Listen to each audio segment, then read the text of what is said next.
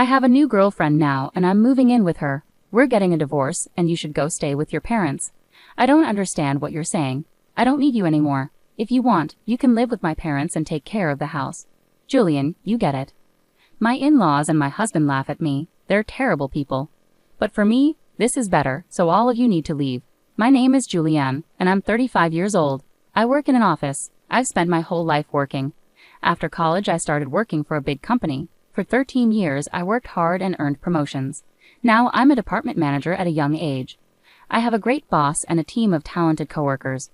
Work is fulfilling, but my personal life hasn't been. I had a boyfriend in college, but none since I started working. Worried about me, a friend hosted a dinner party where I met Jake. He was kind, had a nice smile, and we had a lot in common. We became friends, exchanged numbers, and started going out to eat together. Eventually, he told me he liked me, and we started dating. We got along great. He proposed, and we got married. I was overjoyed to marry the man I loved deeply. Soon after, I visited his parents' home to meet them. They were very kind and warmly welcomed me. Julian, it's wonderful to meet you. I can't believe such a lovely person is marrying our Jake, they said with tears in their eyes. We're so proud of our son for bringing such a good woman here. Hey Mom and Dad, cut it out. You're scaring Julianne. Oh dear, if you really feel that way, you can say so. It's just a compliment, so don't worry. His parents were very friendly and easy to talk to, much like him. Julianne works for a big company, right? Yes, she does. It's impressive to see a woman who works hard. Will you stop working after you're married? No, I plan to keep working. Well, having a stable job at a good company is a good thing. I felt relieved. Some of my friends had mothers-in-law who urged them to quit their jobs, saying it was a wife's duty to support her husband, so I was grateful. I thought to myself that my future mother-in-law was understanding and kind. After we greeted my parents, we got married. I was filled with excitement about our new life together. My husband moved into my house, and we started our life as newlyweds. I was thrilled to spend all my time with him at home and to have him there when I returned from work. 8 months later, my husband brought up something he wanted to talk about. I'd like us to live with my parents if you're okay with it. What do you mean, live with them? Yes, they're getting older and I'm worried about them. I understand. My parents are around the same age, but my brother and his wife are living with them now, so they're taken care of. But since you're an only child, it makes sense that you're concerned about your parents. Are we moving in with them? Yes, that's the idea. But I'm not sure if there's a spare room available. They use every room for one reason or another.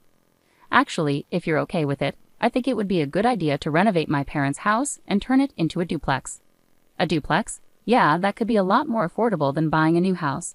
We get to live in a nice, spacious home and still have our own privacy, right? I think so too. It sounds like a great idea. My in-laws are nice people and living in separate units would make things less stressful. Great, I'm glad you're on board. My parents will be thrilled. I was happy to see my husband so pleased. Later, when my in-laws visited, they were very grateful too. They were such a kind and cheerful family that I didn't mind the idea of living close to them. Soon after our discussion about renovating their house, my husband surprised me with a remark. Actually, I need to ask you a favor. Could you pay for the remodeling? You mean, cover the entire cost? Yes. Why? My husband seemed uneasy. The truth is, we're in debt. I was shocked. Neither my husband nor his parents had ever mentioned this before, not when we were dating or even after we got married. How much debt are we talking about? About $250,000. What? I thought it might be a few tens of thousands, but that's a lot more than I expected, I exclaimed. It must have started small and just kept growing. Even if I wanted to help pay it off, it sounds impossible. My parents are already living on a pension, and the debt keeps piling up. I see. I couldn't hide my surprise and dismay at this sudden revelation. Julian, I need your help. Will you assist me in paying off my father and father-in-law's debt? They're struggling financially, and my own income isn't substantial either. Doesn't that make it difficult for us to renovate the house and live together as planned? No, that's still important to us. You've asked me to cover the remodeling costs and my father's debt, which amounts to $250,000. I understand. These are tough decisions, but I want to build a life with you, Julianne, and I want to support my parents. I love both of them, and I love you. I hate to ask this, but if you truly love me, please help me out. I promise to repay you gradually. I was deeply upset. My husband and his parents had no one else to turn to but me. I knew my husband loved me sincerely, but I felt blindsided by this revelation. Love can sometimes make us overlook such challenges, I thought to myself. All right, I'll take care of it, I reluctantly agreed. After my husband expressed his gratitude and shook my hand, he shared the news with my in-laws, who later came to our house to apologize. My mother-in-law was so moved that she even shed tears of joy. I have to give this my all, I resolved. Taking on my in-laws' debt was now my responsibility, and I was determined to handle it. Though I had some savings, I was apprehensive about paying it all at once. Therefore, I decided to use $60,000 from my savings and pay the rest in installments. During our discussion on repayment, I laid out my installment plan, and my in-laws agreed that it was acceptable. Why don't you transfer the money directly into the debt repayment account?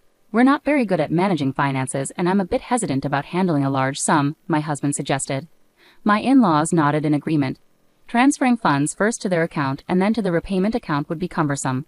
Since it was a substantial amount, I didn't want there to be any confusion, so I agreed to transfer the money directly. Once everything was settled, my in-laws appeared visibly relieved.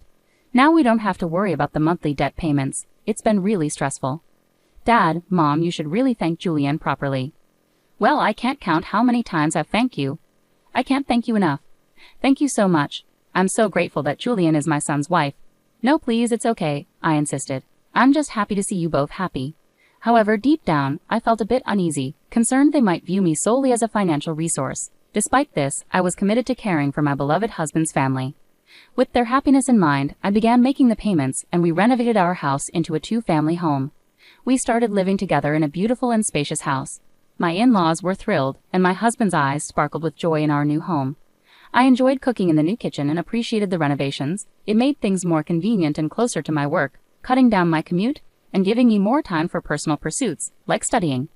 I worked tirelessly every day to pay off the debt. However, something troubled me deeply. My husband didn't contribute anything towards paying off his parents' debt.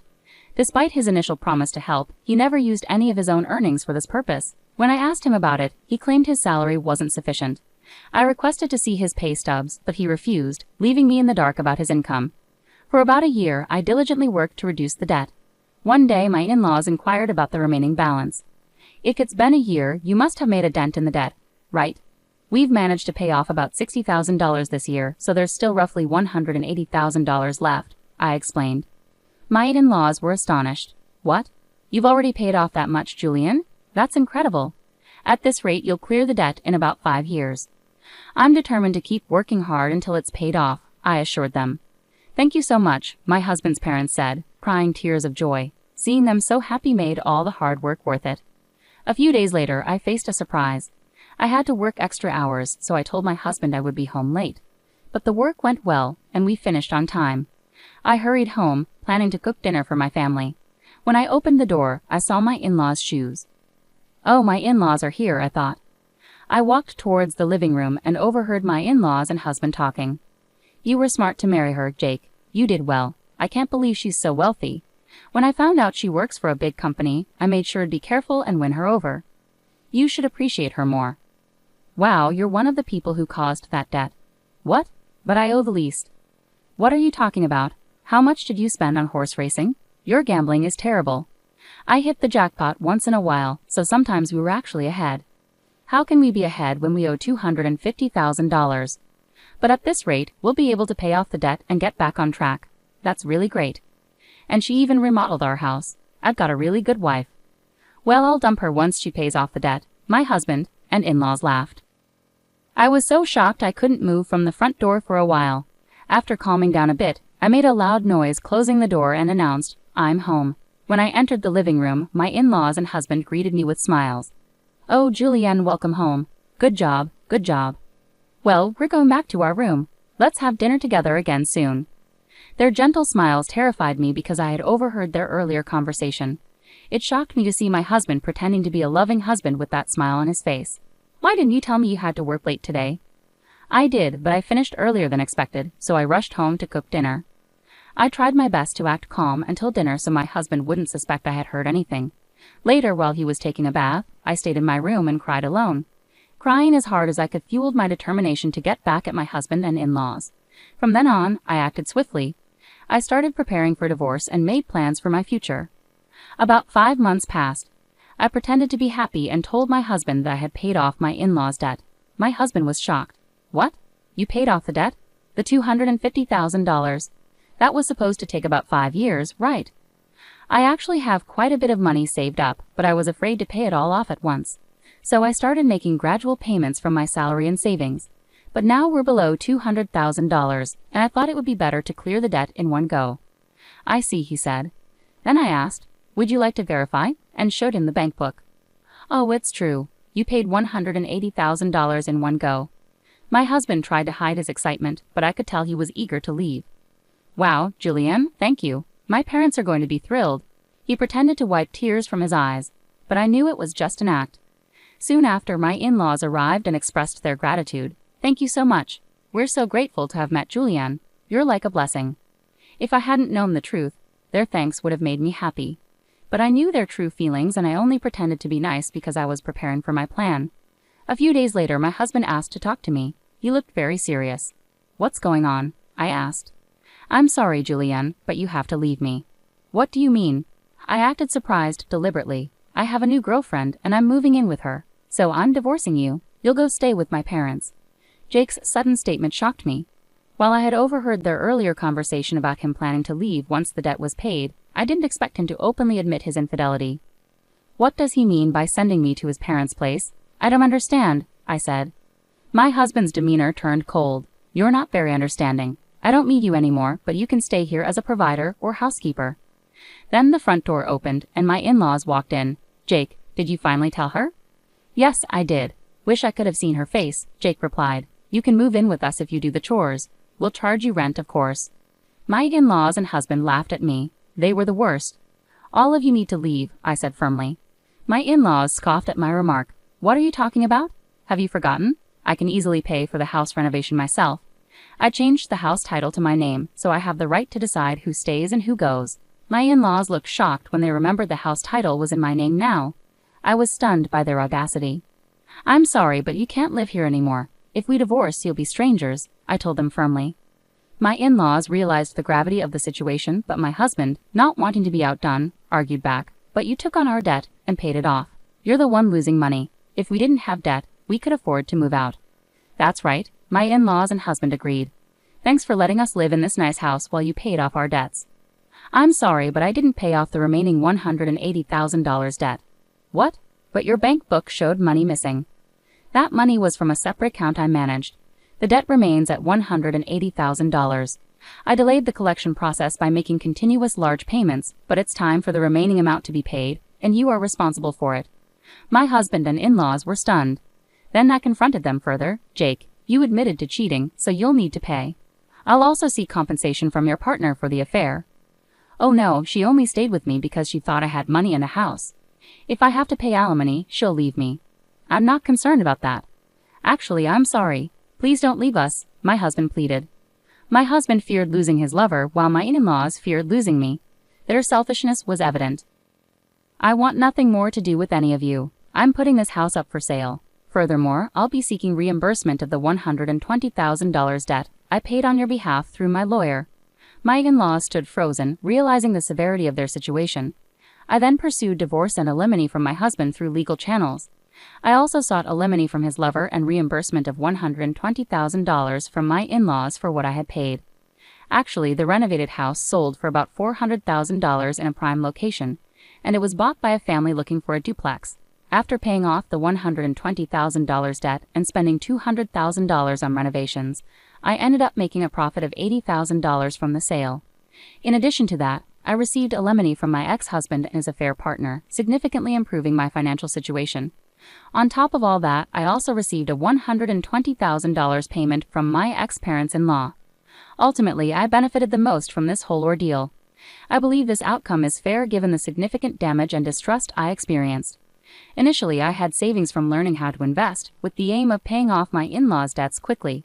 With a solid financial base, I invested tens of thousands of dollars, and my assets grew substantially within a year. Alongside this, I received a raise at work, boosting my income. These financial preparations allowed me to take decisive actions. Unfortunately, my former in-laws ended up in debt again and lost their house, but they brought it upon themselves through their deception. Those who deceive others must face the consequences. This experience has taught me the importance of caution and better judgment in trusting people. Going forward, I plan to continue saving and growing my assets to secure a comfortable future. My goal is to create happy memories with genuinely trustworthy people. For instance, I began by enhancing my financial knowledge through courses and books on investing and personal finance. This foundation enabled me to make well-informed decisions about where to invest my money. As time passed, I diversified my investments across various asset classes such as stocks, bonds, and real estate. This approach helped me steadily and securely increase my wealth. Additionally, I seized opportunities to advance in my career. I pursued additional training and certifications relevant to my profession. These efforts paid off when I achieved a significant promotion and salary increase. The higher income allowed me to save more and adopt a more aggressive investment strategy. Throughout this journey, I maintained focus on my long-term objectives. I aimed to secure a comfortable retirement and ensure financial stability for my later years. I also wanted to be able to assist my loved ones if they ever needed financial support. This vision served as my motivation and kept me disciplined in pursuing my financial goals. Eventually, my hard work paid off. I bought a beautiful home in a wonderful neighborhood and traveled to places I had always dreamed of visiting. More importantly, I cultivated strong relationships with friends and family who genuinely cared about me. These connections brought me immense happiness and satisfaction. Reflecting on my past, I realized that the challenges I faced with my ex-husband and in-laws taught me invaluable lessons. They pushed me to become more independent and knowledgeable about finances. They also underscored the importance of surrounding myself with trustworthy and supportive individuals. In conclusion, I turned a tough situation into an opportunity for personal growth by focusing on my financial well-being and personal development. I created a brighter future for myself. I hope sharing my story inspires others to take charge of their lives and pursue positive changes.